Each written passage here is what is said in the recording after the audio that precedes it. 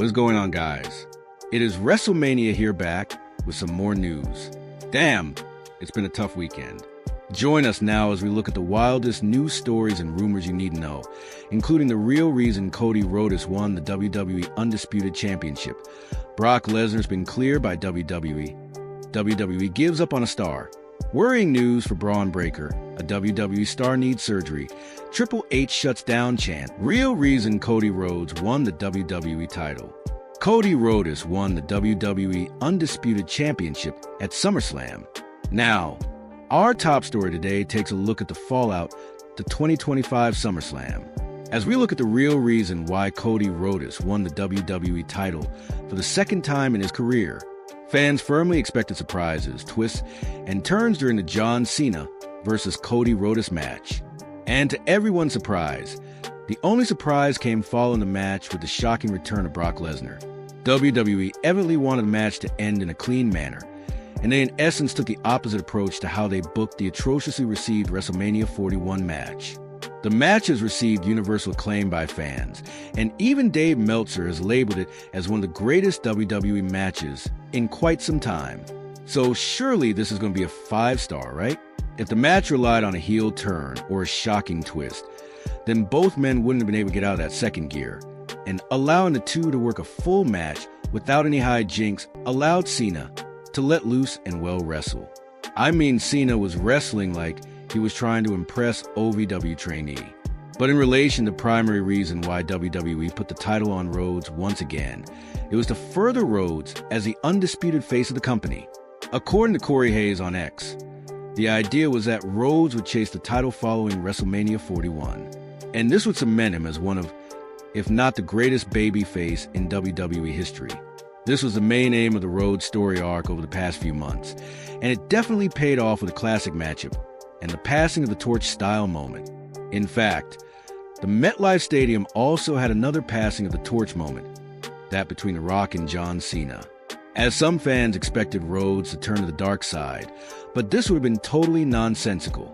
Outside of some sporadic boos when working legends such as Cena and Randy Orton, Rhodes is still beloved by all demographics, and he's still the poster boy for the entire brand.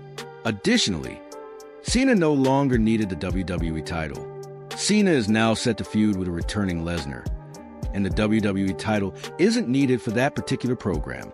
Cena's babyface turn last week certainly came out of nowhere, but it helped elevate the Rhodes match even more, and it was likely done so that Cena could work a program with Brock Lesnar. Cena had limited dates left, and to keep the WWE title on him at this stage would have been unwise. SummerSlam is the biggest PLE left before Cena's retirement, and it would have been rather underwhelming to see the WWE legend drop the gold at a B-level PLE. That could be argued that WWE don't have enough strong heels to work with Rhodes, and that argument does have some merit. The obvious option is to explore a feud with Drew McIntyre, as that feud has untapped potential. It's incredibly likely that Rhodes versus CM Punk is on the table for WrestleMania 42, and hopefully WWE builds some heels before then, so that Rhodes' title reign remains compelling and entertaining. Brock Lesnar cleared. Next up, Brock Lesnar has been cleared by WWE. Now, it's been reported just how Brock Lesnar has been able to return to WWE. And as expected, Lesnar has reportedly been cleared by WWE Legal.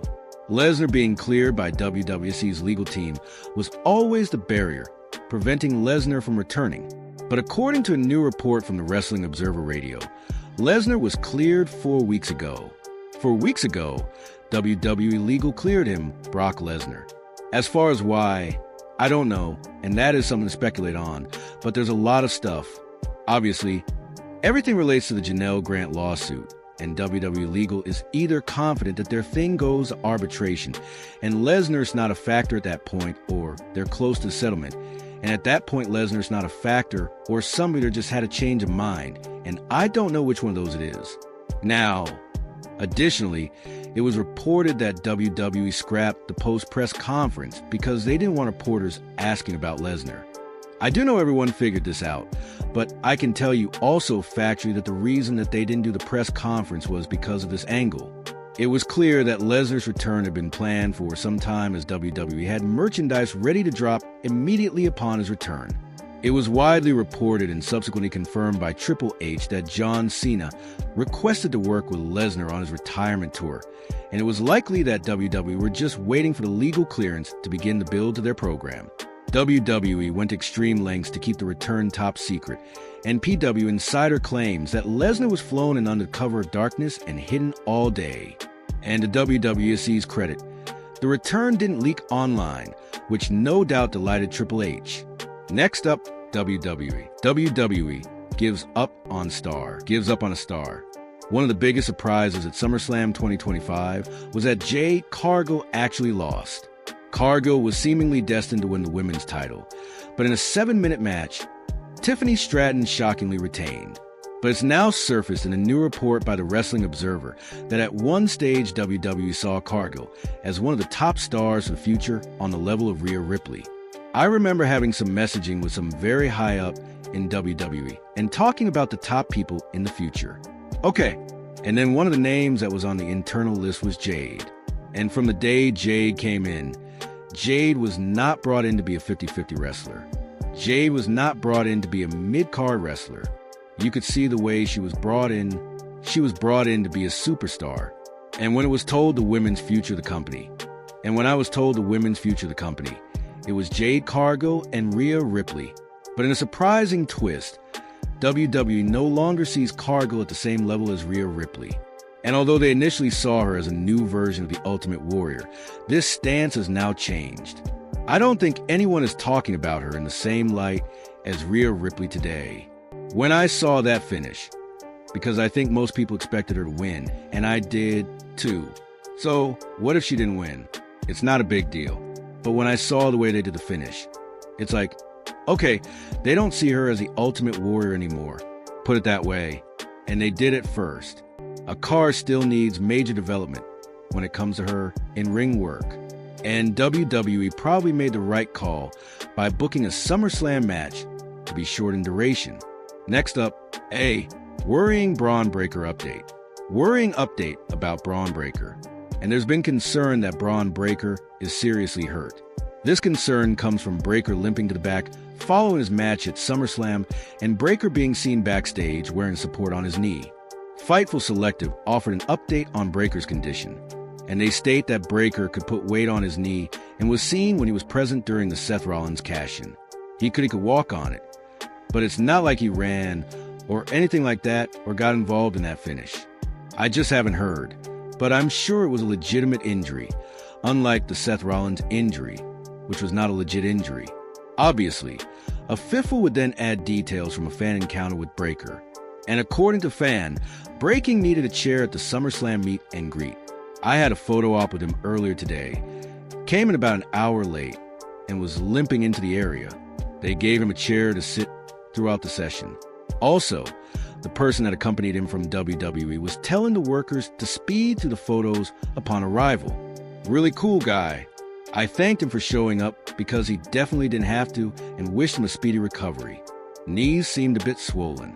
Now, hopefully Breaker's injury isn't too serious, and we here at WrestleMania will keep you updated and wish him a speedy recovery. Next up, Triple H shuts down chants. Triple H shuts down chants. The crowd are continuing to actively support Karrion Kross in WWE, and last night on the post-show was no exception. As Triple H was speaking to the panel, the crowd heckled him with chants, "We want Kross." Rather hilariously, Triple H believed that they were chanting for Brock Lesnar, and he turned to the crowd and said, "You want Brock, you got him." Kross hasn't taken an X to call out WWE and Triple H for this. Naturally, the tweet is obtaining significant attention. It's still unknown whether or not Kross is leaving WWE, as all we know is that Kross's WWE deal is set to expire some point this month. WWE promoting Kross's book at SummerSlam would surely indicate that he's resigned, but Kross basically shooting on his boss may indicate that he's out the door. The crowd would then decide to chant for LA Knight. But in a telling moment, the game decided to outright ignore these chants. There's been a lot of criticism directed at WWE for leaving LA off the SummerSlam card, especially after he defeated Seth Rollins at Saturday night's main event, leading to a huge loss. As some fans believe that Triple H isn't exactly the president of the LA Knight fan club, And it'll be interesting to see how LA is presented on TV now that SummerSlam is in the rearview mirror. Next up, WWE Barry. WWE Barry Travis Scott again. Travis Scott. Now, the fallout between WWE and Travis Scott was evidently serious as WWE took a number of shots at the rapper over SummerSlam weekend. Even Wade Barrett joined in on this on the kickoff show last night, as when Barrett was discussing the main event, he joked that Scott parachuting in would ruin the show. You could parachute Travis Scott in with a bazooka, and I don't think that's going to happen. Probably ruin the show. It appears that WWE talent have been given permission to bury Scott publicly, as even Drew McIntyre and Logan Paul's podcast stated that Scott ruined the WrestleMania main event. Pretty sure he won't be invited back. Next up, a huge WWE feud revealed. Huge WWE feud revealed. And WWE is reportedly planning a huge feud for Becky Lynch and an Intercontinental title. According to Corey Hazone, Lynch is set to enter into a feud with Nikki Bella. Nikki is back in WWE on a full-time basis, and this is a singles feud that has never been explored in WWE television. It's possible that the match takes place at Clash in Paris, and WWE are keeping the positive momentum going when it comes to presenting the IC title as a credible championship belt. And WWE star needs surgery. Finally, a WWE star needs surgery. Our final story today takes a look at the WWE status of former world champion Gunther, as it's now been reported that the ring general needs surgery. Just hours before SummerSlam Night 1, it was reported that the ring general has a nose injury, and now the Observer Radio stated that Gunther needs surgery. I was told Gunther is having surgery on his nose. I was told that a couple days ago, and it's very clear from watching the finish that Gunther is having surgery on his nose pretty quick, because they shot the angle where it's like he's busted his nose.